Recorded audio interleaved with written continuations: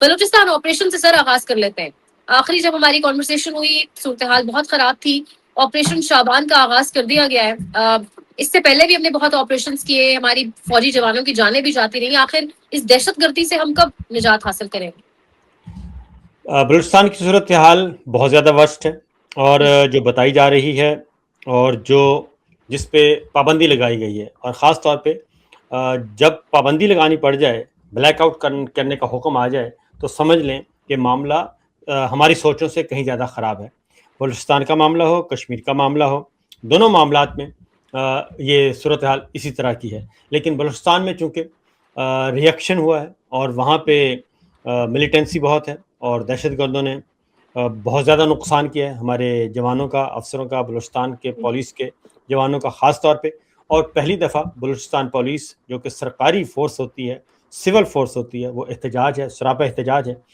تو معاملات زیادہ گڑبڑ ہیں, اور اس کی ریزن بڑی کلیئر ہے. آپ نے کہا کہ دہشت گردی کا خاتمہ کیوں نہیں ہو سکا, تو اگر ہماری ترجیح ہوگی تو ضرور ہوگا. تو ہماری ترجیح ہے نہیں فی الوقت اتنی کہ ہم دہشت گردی کے خاتمے کو ہم نے پریورٹی پہ رکھا ہو.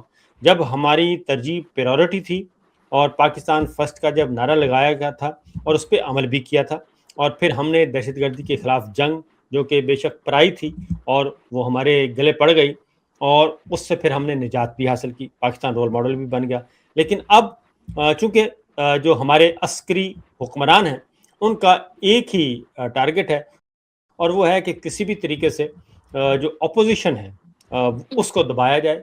میڈیا میں ہو, وکیلوں میں ہو, عدلیہ میں ہو, جہاں جہاں ان کے رائے سے اختلاف کرنے والے موجود ہیں, ان سب کے خلاف وہ آپریشن پہ لگے ہوئے ہیں. ان کے خلاف بڑے بڑے آپریشن پچھلے 5واں سال چل رہا ہے, اور مسلسل آپریشن لانچ کیے جا رہے ہیں, جس کی وجہ سے ہم نے اپنا گھر کا تو حشر نشر کر دیا, بلکہ برباد کر دیا. اور پاکستان جو ہے وہ اس وقت غیر محفوظ ہے. کسی بھی شعبے میں لے لیں, آگے جا کے آپ کے پاس شاید کوئی اور بھی سوال ہو, تو ہر معاملے میں ہم بالکل فارغ ہو چکے ہیں. تو پریورٹی نہیں, ترجیحات نہیں ہیں. سر بلوچستان والا معاملہ بھی ہمارے سامنے ہے, آزاد کشمیر کی سچویشن بھی ہے, کے پی کے حالات بھی کچھ ٹھیک نہیں ہے. ایسے میں ملک کے سب سے بڑے لیڈر کی بہن ملاقاتوں کے لیے پہلے جاتی رہی, ملاقات نہیں ہونے دی گئی. اب کل وہ نکلی ہے, ایک موبلائزیشن کہا جا رہا ہے, اسٹریٹ پاور وہ دکھا رہی ہیں. انہوں نے کل خطاب بھی کیا ہے, وہ کہہ رہی ہے کہ وردی اتار کر سیاست کریں اگر آپ نے کرنی ہے. تنقید بھی ان پہ بہت ہو رہی ہے موروثی سیاست کے حوالے سے. بالکل, بات یہ پہلی بات ہے موروثی سیاست. کیا وہ پارٹی کی عہدیدار ہیں؟ کیا وہ الیکشن لڑنے کا انہوں نے اعلان کر دیا ہے؟ کیا انہوں نے وزیر اعظم بننے کا اعلان کر دیا ہے؟ کیا وہ پارٹی کی چیئر پرسن بن گئی ہیں؟ ایسا تو کچھ بھی نہیں ہے. محترمہ فاطمہ جناح قائد اعظم محمد علی جناح کے ساتھ تھیں, ان کو سپورٹ کرتی تھیں, ان کی بہن تھیں, اور انہوں نے آخری وقت تک اپنے بھائی کا ساتھ دیا. تو وہ پالیٹکس میں نہیں آئی تھیں. لیکن جب تمام ہمارے اس وقت کے ملٹری لیڈرشپ نے مجبور کر دیا, وہ آرام سے گھر میں بیٹھی تھیں, جب ساری اپوزیشن کو آپ نے جیلوں میں یا تو بند کر دیا, یا ڈسکوالیفائی کر دیا, یا ان کو سیاست سے فارغ کر دیا ایبڈو اور پروڈا کے ذریعے جنرل ایوب خان نے, تب جا کے اپوزیشن کی ریکویسٹ پہ محترمہ فاطمہ جناح جنرل ایوب خان کے خلاف الیکشن لڑی تھی. لیکن پھر بھی ان کو ہرا دیا گیا. ان کی بھی زبان بندی کی گئی, ان کی بھی کردار کشی کی گئی تھی, ان کو بھی بجلی چور اور پانی چور کہا گیا تھا. تو یہ جب بھی کسی ڈکٹیٹر کو آپ چیلنج کرتے ہیں, تو وہ ڈکٹیٹر ہر حد تک جاتا ہے, اور کبھی اس کے فرنٹ مین کوئی بھی ہو, اس سے کوئی فرق نہیں پڑتا, لیکن وہ ہر حد تک جاتا ہے. پھر آپ نے دیکھا کہ ذوالفقار علی بھٹو مرحوم, ان کے لیے بھی جو جدوجہد کی تھی وہ اصلاً بیگم نصرت بھٹو نے کی تھی, اور محترمہ بے نظیر بھٹو, وہ دو خواتین, ایک ان کی اہلیہ اور بیٹی, وہ میدان میں نکلی تھی. پھر زرداری صاحب اندر گئے تو ان کی اہلیہ محترمہ بے نظیر بھٹو سٹرگل کرتی رہی. پارٹی جو ہے وہ پارٹی کی لیڈرشپ, پارٹی کے سارے ان کے اپنے سیاسی معیار ہوتے ہیں, مجبوریاں ہوتی ہیں, کوئی کمپرومائز ہو جاتے ہیں اور کوئی مل جاتے ہیں. تو نواز شریف صاحب کے خلاف بیگم کلثوم نواز نے سٹرگل کی, اور انہوں نے ان کو بیل آؤٹ کیا. پھر نواز صاحب کو سیکنڈ ٹائم مریم نواز صاحبہ نے بیل آؤٹ کیا, اور اس وقت بھی پیپلز پارٹی کے بھی بڑے بڑے چھوڑ گئے تھے, نون لیگ کے بھی بڑے بڑے تگڑے لوگ چھوڑ گئے تھے، اور بالآخر فیملی جو ہے اس نے معاملات کو حل کیا تھا، اور وہ آخر دم تک انہوں نے چیلنج کیا تھا۔ تو اب اگر عمران خان کو نکالنے کے لیے، اپنے بھائی کو نکالنے کے لیے ان کی بہنیں آ رہی ہیں اور چیلنج کر رہی ہیں اور دنیا کو بتا رہی ہیں، تو پھر ان کے خلاف بھی اسی طرح کی کردار کشی کی جائے گی اور اس کو خاص رنگ دیا جائے گا۔ میرا خیال ہے کہ اصل یہ ہے کہ علیمہ خان جو ہیں وہ ابھی تک ان بریکیبل رہی ہیں، وہ کمپرومائز نہیں ہیں، وہ خالصتاً ہر طرح کی بات کرتی ہیں، اور واحد وہی تھیں جو عمران خان کی آواز کو، ان کے پیغام کو منوان باہر آ کر بیان کرتی تھیں۔ تو اس لیے ان پہ تنقید بھی ہوگی، لیکن ظاہر ہے ان کا بھائی ہیں، اور پھر نہ صرف ان کے بھائی نہیں ہیں بلکہ عوام ان کے ساتھ ہیں اور پارٹی ان کے ساتھ ہے، وہ کیوں نہ یہ سٹرگل کریں، اور کیوں نہ وہ اپنے بھائی کے لیے، اور ایک سابق جو کپتان رہے ہیں، ہیرو ہیں، دنیا جانتی ہے، وہ کیوں نہ ان کے خلاف آواز بلند کریں۔ سر عدالتی طریقے سے راستہ روکا جا سکتے ہیں علیمہ خان کا؟ کہا جا رہا ہے انہیں بند کر دیا جائے گا اور مختلف دیکھیں، اس سے عدالتی کوئی فرق نہیں پڑے گا، ان کا ہاں کوئی فرق نہیں پڑے گا۔ کیا کر لیں گے؟ کیا ڈاکٹر یاسمین راشد کو جیل میں بند رکھنے سے کیا تحریک رک گئی ہے؟ عالیہ حمزہ کو جیل میں بند کرنے سے، صنم جاوید کو، فلک جاوید کو، ایمان مزاری کو، مہرنگ بلوچ کو، کیا ان خواتین کو بند کرنے سے تحریک رک گئی؟ کیا نفرت میں کمی آئی ہے یا اضافہ ہو رہا ہے؟ انریسٹ بڑھ رہا ہے یا کم ہو رہا ہے؟ آپ نے مہرنگ بلوچ کو ایک آواز تھی، سافٹ سپوکن، وہ سٹرگل کر رہی تھیں، ایک سیفٹی والو تھا، ایک بھڑاس نکل رہی تھی عوام کی، آپ نے ان کو جیل میں ڈال دیا۔ تو بلوچستان کا حال دیکھ لیں اس وقت کیا ہو چکا ہے۔ اسی طریقے سے آپ علیمہ خان بھی، ان کو یہ جو 26 نومبر اور اس طرح کے مقدمات ہیں، کیوں انہوں نے اتنی دیر تک لٹکائے رکھا؟ اسی لیے نا کہ آئیں بیٹھ کے ذرا بات کر لیتے ہیں، کچھ لیں اور کچھ دیں، تو یہ بارگیننگ کے لیے رکھا ہوا ہے۔ بشرا بی بی کو بھی انہوں نے کہا تھا کہ غلط جھوٹی خبریں چھپوائیں کہ بشرا بی بی عمران خان کے خلاف وعدہ معاف گواہ بن گئی ہیں، اب وہ یہ بات کریں گی، اب وہ یہ بات کریں گی۔ وہ ساری کی ساری جھوٹی ثابت ہوئیں، اور وہ خود جیل میں پہنچ گئیں۔ گرفتاری انہوں نے خود دی تھی، ان کی عدم موجودگی میں فیصلہ سنایا گیا تھا، وہ بھی نہیں بات مان رہی۔ تو ان ساری عللوں تللوں کے بعد، اس سارے ظلم اور فساد کے بعد، کیا پاکستان میں بہتری آئی ہے یا پھر پاکستان مزید بدتر ہو گیا ہے، اور ہمارا دنیا میں اس وقت ہم بدنامی کا سبب بن رہے ہیں؟ تو یہ خود اپنے گریبانوں میں ہمارے حکمرانوں کو جاگنا چاہیے اور دیکھ لینا چاہیے، جھانکنا بھی چاہیے اور دیکھنا بھی چاہیے کہ صرف آپ کے جو من پسند دانشور ہیں ان کے ذریعے سے آپ بیانیاں بنوائیں گے اور ان کے ذریعے سے کیچڑ اچھالیں گے، تو ذرا سوچیں، یہ کیچڑ جب واپس آپ کی طرف پلٹے گا تو پھر آپ کا کیا حال ہوگا؟ کیونکہ 2 ہی خبریں چھپی تھیں، اور ان 2 خبروں کی وجہ سے ایک احمد نورانی نے ایک خبر دی تھی جنرل باجوہ اور ان کی فیملی کے لیے، اس کے بعد کیا کچھ ہوا، نادرا کے لوگوں کو بھی برطرف کر دیا اور ان کے بھائیوں کو اٹھا لیا، بہت کچھ کر لیا، پھر آصم منیر صاحب کی فیملی کے بارے میں۔ تو خود تو ان کے ہاں برداشت ایک اتنا سا برداشت بھی نہیں کرتے، تو باقی ہم باقی جتنے بھی 25 کروڑ عوام ہیں، ان میں سب کی ماؤں بہنوں بیٹیوں کو یہ جو مرضی کریں اور جتنی مرضی تذلیل کریں، اس پہ یہ فخر کرتے ہیں۔ میرا خیال ہے کہ اس سے کوئی فرق نہیں پڑے گا، ان کا الٹا نقصان ہوگا، اور ultimately in the long run اور شارٹ ٹرم انہی کا بھٹا بیٹھے گا۔ سر عدالتی صورتحال تو ہمارے سامنے ہے، بد کردار چہرہ ظاہر ہے آپ کو تو بہت اچھے سے ہی بلکہ یاد ہوگا، قاضی فائز عیسیٰ صاحب، آج بڑے زمانے بعد ان پر دوبارہ لان تان ہوئی ہے، اور ان کی اپنے یعنی میں طاہر اشرفی صاحب کا سٹیٹمنٹ دیکھ رہی تھی، وہ کہہ رہے ہیں جی کہ یہ شخص تو پہلے سے ہی ذہنی مریض تھا، منیب فاروق، حامد بھی، مطلب سب لوگ جو ان کا دفاع کرتے تھے آج سب تنقید کر رہے ہیں۔ تو میرے خیال سے ایک سبق بھی نہیں ہے جو استعمال ہوتے ہیں ان کے لیے، کہ استعمال کر کے آپ کو ایسے ڈسٹ بن میں ڈال دیا جاتا ہے، آج ان کا فیصلہ اس کو کالعدم قرار دے دیا گیا۔ اچھا، اس میں 2 وجوہات ہیں۔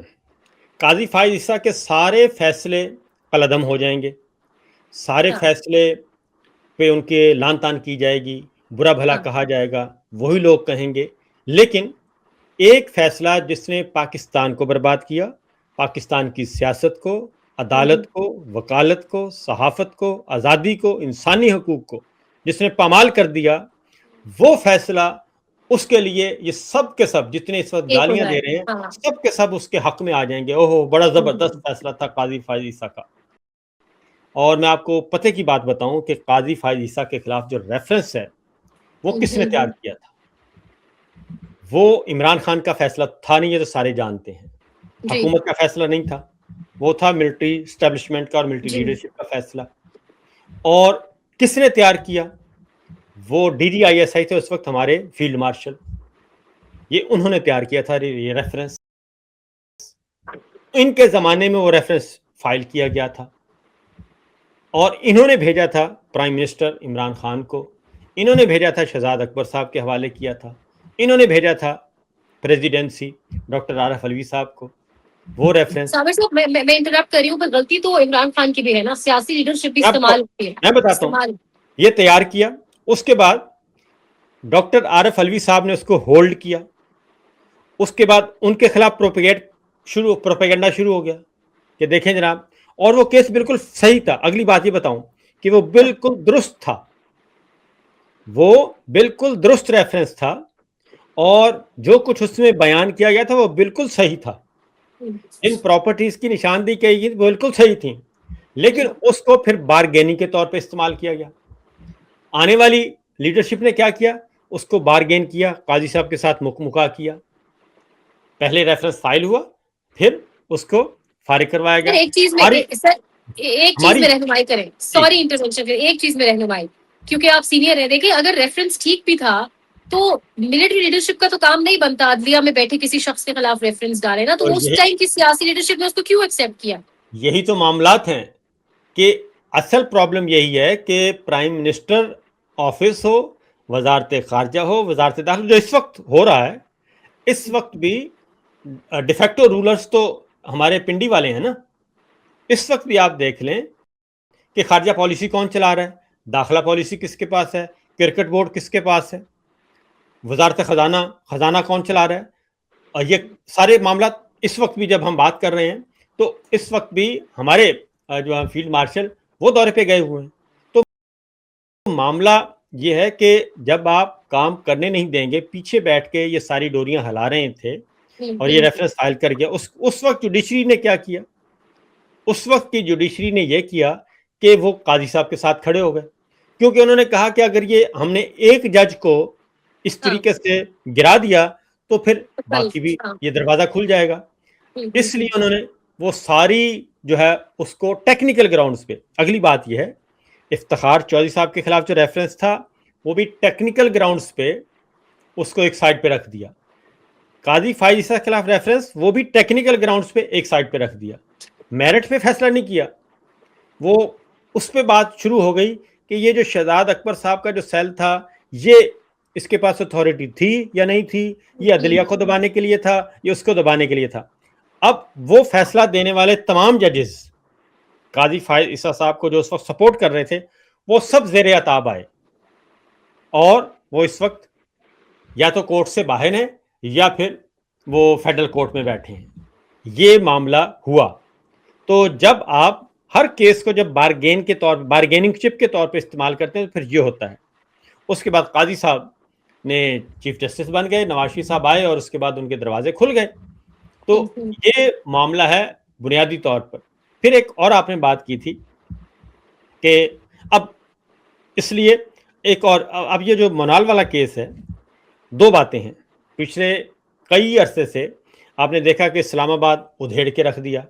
بیچارے غریب مسکین لوگ جن کے پاس کاغذات بھی تھے زمین حاصل کرنے کے، بجلی کے میٹر لگے ہوئے، پانی کے، گیس کے، سب کچھ، ان کو بغیر نوٹس کے فارغ کر دیا. اس پہ نہ ہی غیر آئینی عدالت کو خیال آیا، نہ ہی سپریم کورٹ، اور نہ ہی ہمارا میڈیا بولا، اور نہ ہی کہا کہ یہ جج صحیح نہیں کر رہے، بلکہ ججوں کو دروازہ کھٹکھٹایا. وہ کہتے ہیں یہ تو ایگزیکٹو کا کام ہے. لیکن جب ون کانسٹیٹیوشن ایونیو کا معاملہ آیا تو اسی محسن نقوی کے خلاف سارے آ گئے. پہلے سپورٹ کر رہے تھے محسن نقوی کو، پھر اس کے سپورٹ میں آ گئے، اور اس پہ ایک کمیٹی بن گئی، پرائم منسٹر بھی آ گئے، پھر ایک اور کمیٹی بن گئی، اور وہ معاملہ رک گیا کیونکہ اس میں بڑوں کا مفاد تھا. پھر آپ یہ مونال پہ آ جائیں. مونال میں بھی کیونکہ پیچھے تگڑے لوگ موجود ہیں، اس لیے یہ اس کو انڈو کرنا ہی کرنا تھا. اور ڈائیورٹ کس کی طرف جا رہا ہے؟ قاضی کی طرف جا رہا ہے. قاضی صاحب سے ہمارے 100 اختلاف ہیں ان جیسا جو انہوں نے اور یحییٰ خان نے جو عدلیہ کو برباد کیا ہے، خود مسمار کر دیا ہے، اس میں کوئی شک نہیں ہے. لیکن مونال والا جو ہے وہ سب کو پتہ ہے اللیگل ہے، سب کو پتہ ہے وہ نہیں آتا اس میں، لیکن چونکہ اس کے پیچھے تگڑے مالدار لوگ ہیں، اس کو بچانا تھا، اس لیے غیر آئینی عدالت جو ہے وہ آئی ہے اور اس نے کہا نہیں جناب یہ تو نہیں ہو سکتا. تو یہ سارے معاملات ہیں مفادات کے، ہم میرٹ پہ کسی کو برا بھلا نہیں کہہ رہے. عدالتوں کی مطلب ٹوٹل ہمارے یہاں سر یہ وقت ہے سر. اب اصل میں اللہ صاحب کا آرٹیکل آپ کی نظروں سے گزرا ہے، اگر ڈیجیٹل اس کا ایڈیشن تو پرنٹ ایڈیشن تو غائب ہی ہو چکا ہے، بس جو اخبار میں ایڈیشن ہے وہی اس ٹائم مطلب آن لائن نہیں آپ کو ملے گا، پرنٹ کے اندر موجود ہے. وہ کہہ رہے ہیں تحریک دوبارہ چلانی چاہیے، ہم ایسے ہی دور میں کھڑے ہیں. آپ کو پتا ہے ان کا اپنا کردار کیا تھا؟ کنٹروورشل تو تھا ہی نا، ہاتھ تو مضبوط کیے ان سب نے مل کر قاضی فائزی صاحب نے. تو یہی دیکھیں، یہ جو اس وقت ہم جتنی بربادی دیکھ رہے ہیں، یہ رجیم چینج آپریشن میں ہر کسی نے کہیں نہ کہیں ہاتھ بٹایا ہے. اور اس وقت جب جسٹس عمر عطا بندیال صاحب چیف جسٹس تھے اور انہوں نے جب یہ نوٹس لیا اور جسٹس اعجاز الاحسن صاحب نے نوٹ پٹ کیا اور 90 دن کے اندر اندر انتخابات کروانے کی بات ہوئی، تو یہ سارے کے سارے بھاگ گئے تھے. بہت سارے جوڈیشری تقسیم ہو گئی، اور جوڈیشری تقسیم ہونے کا فائدہ کس کو ہوا؟ الٹیمیٹلی آج جو کچھ ہو رہا ہے یہی ہے. بڑے اچھے اچھے جج جو ہیں، جسٹس اعجاز الاحسن صاحب ان کو گھر بھیج دیا گیا، جسٹس مظاہر علی اکبر نقوی صاحب کو گھر بھیج دیا گیا، جسٹس منصور علی شاہ صاحب گھر چلے گئے، جسٹس سرمن اللہ گھر چلے گئے، لاہور ہائی کورٹ کے 2 آنریبل جج گھر چلے گئے. تو یہ تو اس کا نتیجہ یہ نکلا. اور پھر وکلا نے کیا کیا؟ وکلا جو کہ کہتے ہیں بینچ اور بار بالکل ایک دوسرے کے ساتھ چولی دامن کا ساتھ ہے، ایک دوسرے کے ساتھ جڑے ہوئے ہیں.